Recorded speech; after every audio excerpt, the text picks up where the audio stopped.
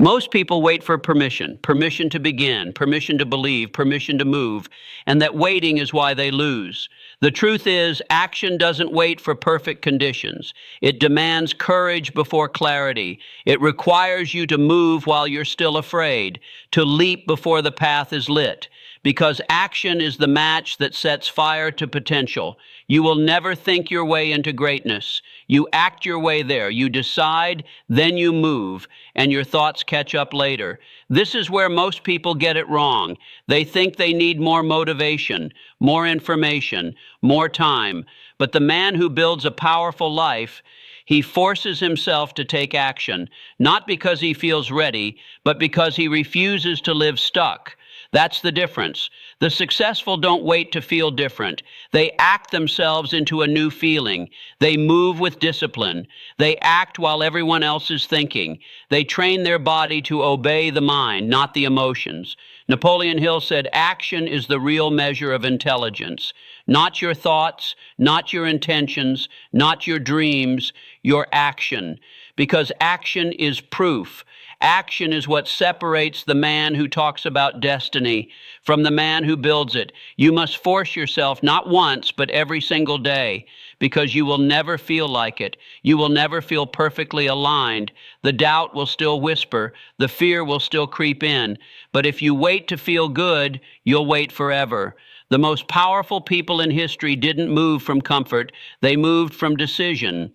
Henry Ford didn't wait for someone to believe in him. He believed in the vision and forced himself to act, even when the world laughed. Thomas Edison didn't wait for proof that he'd succeed. He kept going after 10,000 failures. Walt Disney was told he lacked imagination. Abraham Lincoln lost more elections than he won. Carnegie was a poor immigrant. Hill himself was broke, ridiculed, and misunderstood. But none of them waited. They moved. They acted, they forced life to yield by the pressure of their persistence. And now you must do the same, because the longer you wait, the weaker you become. Procrastination is not a harmless delay, it's a quiet poison. Every time you delay, you send a message to your subconscious, I am not serious. I don't believe in myself. I'll act later. But there is no later. There is only now. This moment, right now, is the line between the life you want and the one you're settling for. And no one is coming to push you across it. That's your job. You must become your own force, your own fire, your own reason to move. Don't wait for motivation. Train it. Don't wait for the mood. Command your body. Don't wait for someone to believe in you. Prove yourself right by what you do. Most people are addicted to the idea of progress. They love reading about success, watching others rise, planning the perfect day. But progress without action is illusion. The world does not respond to your intentions. It responds to what you build. The gym you don't go to doesn't change your body. The book you don't write doesn't change your life. The idea you don't execute doesn't change the world. You can feel like a king in your mind, but if you don't act, you'll die a dreamer. So take the step, make the call, write the page, build the routine, launch the idea, because action is not optional. It is the gate to your future, and the gate only opens when you decide, I will move no matter how I feel. Most people don't fail because they're not capable. They fail because they're not consistent. They fail because they never made a real decision. They say they want wealth, but their actions scream survival. They say they believe in success, but they worship comfort. They chase freedom, but live like prisoners of distraction. That's why most people stay broke. Broke in money, broke in mindset, broke in spirit. Not because life is unfair, but because they are not prepared for what wealth demands. Wealth is not money. Wealth is a mindset, a decision, a war against average thinking. And the truth most people never face is this: you are either building your future or you're being used to build someone else's. You trade your hours for a paycheck, then spend it numbing the pain of a life you never chose. You scroll, you delay, you wait, and time becomes your enemy because you've given up control. Napoleon Hill said, "There are no limitations to the mind except those we acknowledge." But most people never even question the beliefs they inherited. They were taught that money is evil, that wanting more is selfish, that ambition is arrogance, and so they shrink. They lower their expectations. They dim their own fire. They convince themselves that playing small is noble, that settling is maturity, that suffering is virtue. But listen closely. There is nothing noble about poverty. There is nothing heroic about fear.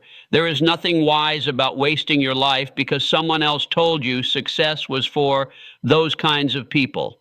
The truth is simple. You will never escape being broke until you stop thinking like someone who is. And that begins in your routines, in your thoughts, in how you spend your time when no one is watching. Most people stay broke because they don't protect their attention. They let the world dictate their focus.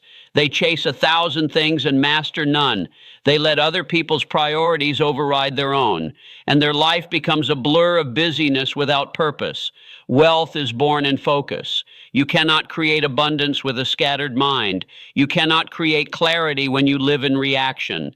Every great transformation begins with one bold thought: I can. Not someday, not maybe, now. The world you see is only a reflection of the world you've imagined. And most never change their lives because they never change their thoughts. But you are not most people. You are here. You are listening. You are choosing to seed your mind with power instead of fear, clarity instead of confusion, direction instead of doubt. That alone separates you from the masses because the masses react. But leaders respond. They do not beg for circumstances, they create them. You don't need more time, you need more decision. Hill said, successful people make decisions quickly and firmly. Failures never make up their minds. So tonight you decide to no longer live beneath your potential, to no longer chase comfort, to no longer speak words of limitation to yourself in secret. Because the secret to life is what you say when no one is watching. It's the thoughts you repeat when you're alone. It's the story you tell yourself before sleep. And if you do not rewrite that story with intention, it will repeat itself forever. This is your moment to rewrite it, to affirm with full conviction, I was born to do something great. I have everything I need to begin. There is nothing outside of me more powerful than what lives inside me. No more hesitation, no more waiting for signs. The signs will follow the steps. The evidence will follow the belief. The world will bend to the force of your will when your will stops bending to the world. Even in rest, you are creating. Even in silence, your thoughts echo into the future. So train your inner voice to speak only strength. I already possess the power. I already possess the mindset. I already possess the ability to direct my life, no matter what has happened in the past.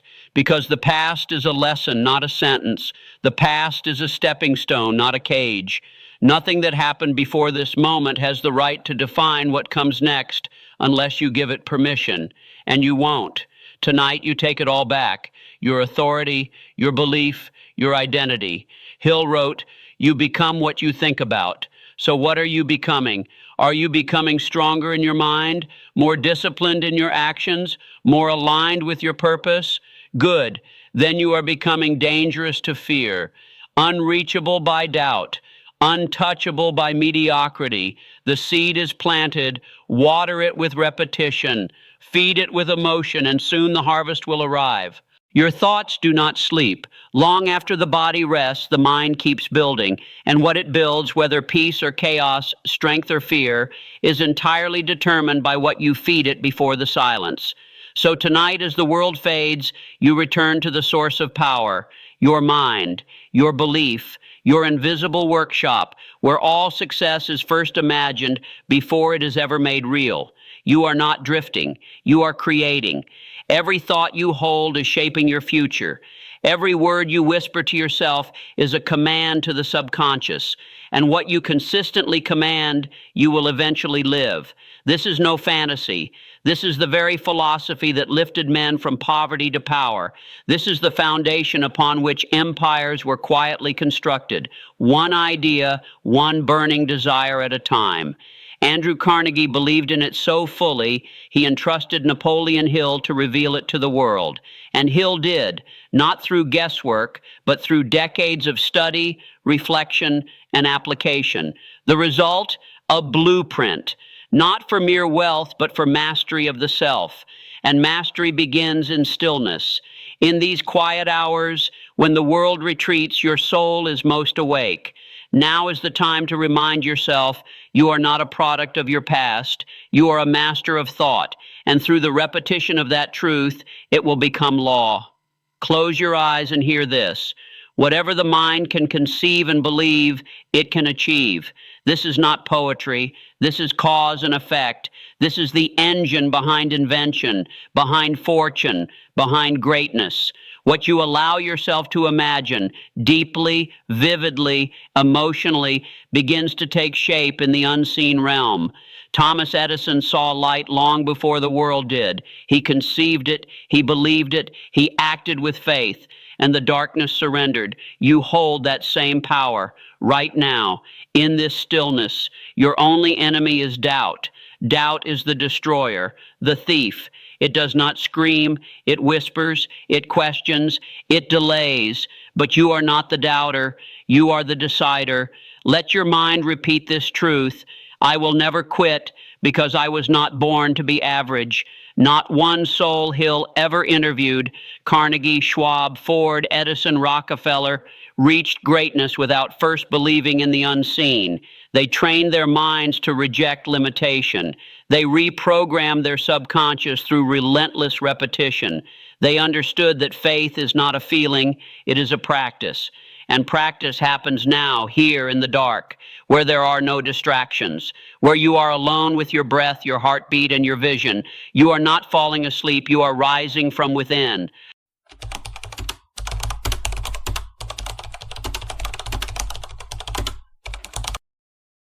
There comes a moment in every person's life, quiet or violent, when the mask is ripped off, when the identity you built, the one you protected, the one you believed would shield you from pain, shatters.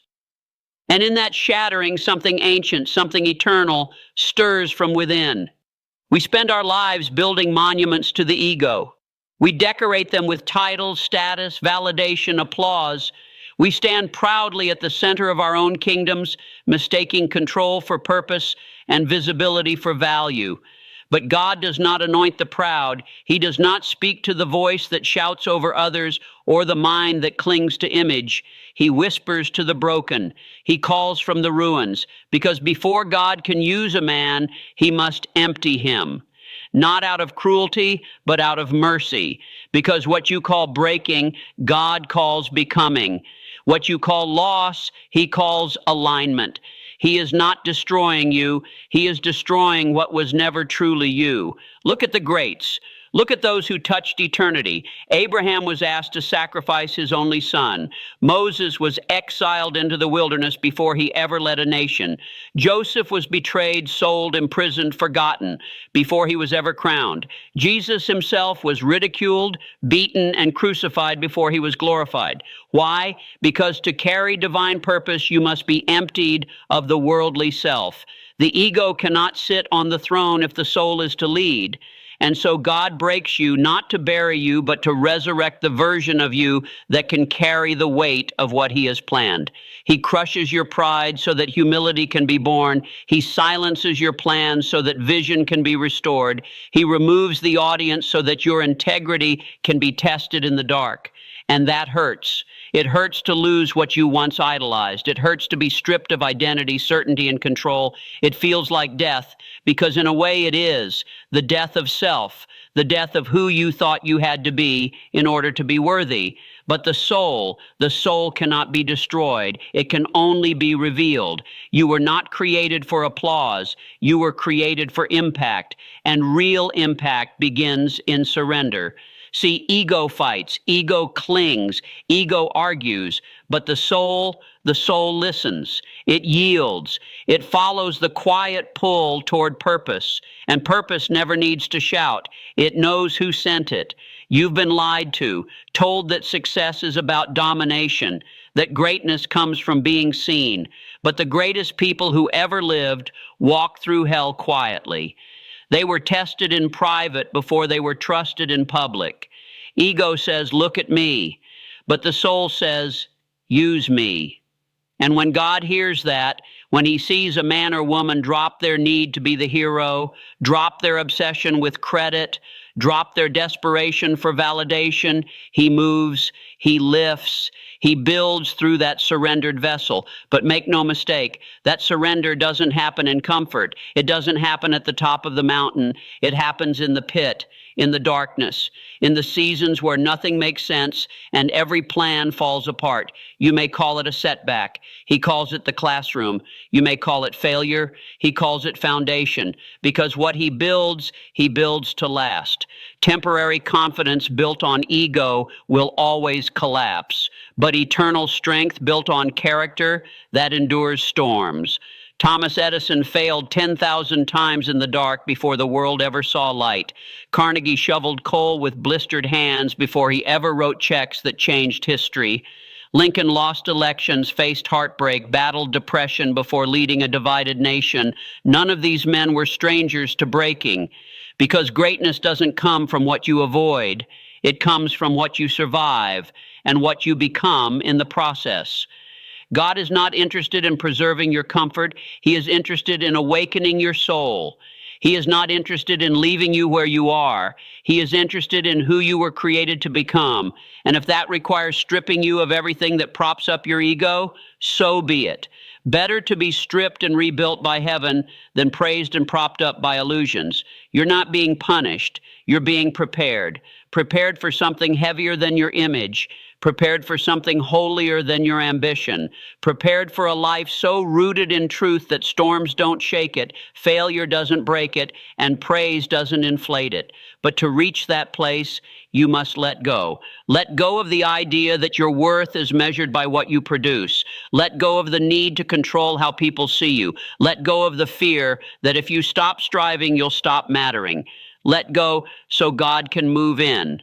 You see, your soul has always known the truth. It has always known that the applause fades, that the achievements don't fill the void, that beneath every goal was the desire to be seen, not by the world, but by God. And the moment you stop chasing the world, the moment you fall to your knees, when all you have left is your breath and your belief, that's when the real work begins. Not the work of the hands, but the work of becoming, the soul work, the holy fire that refines, reshapes, rebuilds. And when you rise from that fire, you will not be who you were. You will not want what you wanted. You will not speak how you used to speak, because you will no longer be driven by ego. You will be guided by calling, and that calling won't always make sense. It won't always look impressive, but it will be right. It will burn with conviction. It will stretch your faith and sharpen your focus, because now you walk with God, not just toward him. Now you serve, not to be praised, but because you were chosen. Now you build, not to prove, but because you were prepared. Now you rise, not by force, but by faith. And people won't always understand it. They'll say you've changed. They'll say you've lost your edge. Let them, because they didn't see the night you broke. They didn't hear the silence you sat in. They didn't feel the weight God placed in your spirit. This isn't about them. It never was. It's about alignment. You were never called to climb ladders. You were called to move mountains. You were never called to fit in. You were called to be set apart. And sometimes the only way to be set apart is to be broken apart. So if you find yourself in a season of breaking, if you feel like everything you once leaned on has collapsed, don't run, don't numb, don't hide, lean in. Ask the deeper question: what is God removing so that he can reveal? What is dying so that something truer can be born? Because he's not trying to destroy you, he's trying to awaken you. And when the ego dies, when the mask finally falls, when all that's left is raw truth and real faith, you will be more powerful than you've ever been. Not because you have more, but because you've become more, because you now live from the soul, unshaken, unmoved, unstoppable. That is who God can use. The world doesn't bend for wishes. It bends for will. And most people never realize this because they're too busy begging reality to be easier instead of demanding themselves to be stronger. They wait for life to change when they were born to change it. They wait for signs when they were created to be the sign. But the truth is brutal and liberating all at once. The world does not care what you want. It responds to how you think. Because your thoughts are not small, they are not innocent. Your thoughts are architects, engineers, commanders. They shape how you see, they shape how you move, and eventually they shape what shows up in your life. If your thoughts are confused, your path will be uncertain. If your thoughts are scattered, your results will be diluted. But if your thoughts are focused, unwavering, lit on fire with belief, then the world begins to rearrange itself in your favor. Not because it's easy, not because it's fair, but because you've learned the one law that rules all others: think right and life bends. Napoleon Hill said it like this: whatever the mind can conceive and believe, it can achieve. Not might, not maybe, can. But most people never get to the believe part. They get stuck in wish. They get buried in someday. They say the right words, but their dominant thought is doubt. They move forward, but only halfway, dragging fear behind them like a shadow. You cannot bend the world with half faith. You cannot speak power and secretly think weakness. You must decide fully, ruthlessly, completely who you are and where you're going. That decision is what separates the legends from the lost. Andrew Carnegie did not stumble into wealth. He designed it. He programmed his mind to serve a vision so definite, so clear, so unshakable that steel itself bent to his will. He did not ask the world if it was possible. He told it what was about to happen. That's how a laborer becomes a king, not by chance, but by choice. The choice to dominate one's own mind. The ones who build empires think differently. They don't waste thought on distraction. They don't negotiate with their fears. They don't rehearse defeat in their minds. They are intentional, obsessive, single-minded. And here's the secret no one tells you. You don't need a perfect plan. You don't need a high IQ, the right background, or permission. You need a made-up mind. Because once the mind is made up, everything else becomes noise. Setbacks become data. Delays become lessons. Failures become fuel. You stop reacting to the world and start reshaping it. That's what Edison did. 10,000 failed attempts weren't failures to him. They were simply 10,000 ways not to make a light bulb. His belief never wavered because he thought from the end. He thought from the place where the bulb was already lit, and he worked backwards from certainty. This is how successful minds operate. They live inside the vision. They occupy it in thought, in speech, in emotion, and the universe eventually catches up to that energy. The man who wins with money wins first in discipline. He doesn't chase dopamine. He builds momentum. He doesn't wait for motivation. He moves from vision. He understands the power of compounding, not just in dollars, but in habits. That's what most people never grasp. Habits are wealth. The right habits executed daily are more powerful than a lottery ticket, a promotion, or a lucky break. Why? Because those things are temporary. But a habit is identity, and identity is forever. If you do what broke people do, you'll stay broke. If you copy their patterns, believe their stories, and adopt their mindset, you will live their fate. Broke people consume more than they create. They spend before they earn. They entertain themselves while they fall behind. They trade time for comfort. They avoid the uncomfortable conversations. They never study money. And worst of all, they believe it's too late. Let me tell you, it's never too late to begin. It's just too painful for most people to admit they've been living wrong. So they defend their excuses. They build an identity around limitation. And the longer they stay there, the harder it is to leave. Because to build wealth, you have to kill the version of yourself that was okay with being broke. You have to destroy your excuses. You have to kill the comfort that kept you stuck. You have to become the kind of person who builds wealth long before you see a dollar in your bank account.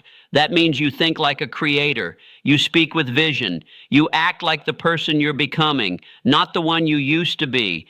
because the money doesn't come to who you were. It comes to who you decide to become. You must become mentally rich before you become financially rich. You must become internally abundant before the world reflects it back. The man who is truly free, free in thought, free in spirit, free in purpose, he cannot stay broke. It is impossible, because everything he touches is shaped by conviction, precision, and belief. He doesn't drift, he designs, he doesn't wish, he builds. Most people think action is about achievement, but the truth is action is about identity. Every time you move, every time you force yourself to act, you're telling your mind who you are, and your mind believes you. That's how confidence is built. Not through compliments, not through thinking, through movement, through evidence, through repetition. Discipline is not a trait. It's a decision you make over and over until it becomes who you are. And the man who acts, especially when he doesn't feel like it, builds a level of trust in himself that cannot be bought, borrowed, or faked. You want to change your life? Force yourself to show up when it's hard. Do the work when it's boring. Stick to the plan when no one claps. Because every moment you follow through, you harden your resolve. You become the type of person who finishes, and the world begins to reflect that back. Your reputation with others is built on what they see, but your reputation with yourself, that's built on what you do when no one's watching. And let me be clear, you will never rise above your self-image. If you see yourself as weak, you'll act weak. If you see yourself as inconsistent, you'll find excuses. If you see yourself as a finisher, a builder, a disciplined force of nature, your behavior will start to match. But you must force that identity into existence through consistent, brutal action. Stop waiting to feel aligned. Stop chasing passion, mood, inspiration. Those things are luxuries of the man who's already built momentum. You right now are at war with the weaker version of you. And you don't negotiate with weakness, you overpower it. You drag your body to the task. You command your hands to build.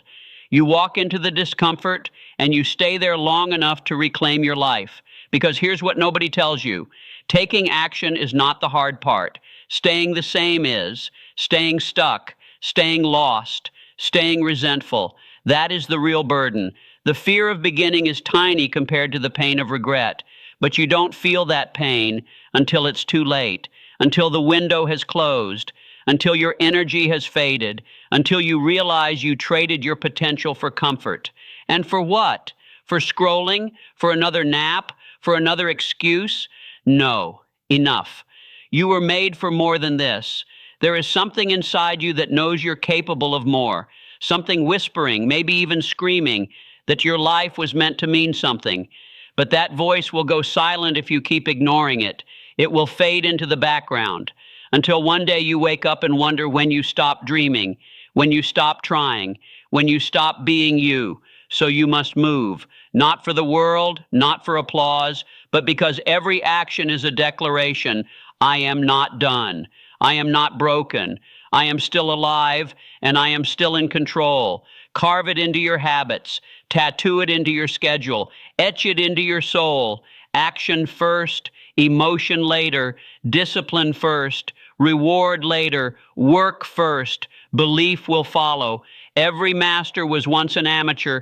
Every winner once felt weak. But the ones who rose, they forced themselves to act until action became their nature. And that is your task now, to build your nature, to train your response, to be the man who moves even when it's hard, especially when it's hard, because that's where power lives. That's where freedom is born, not in what you feel, but in what you do anyway.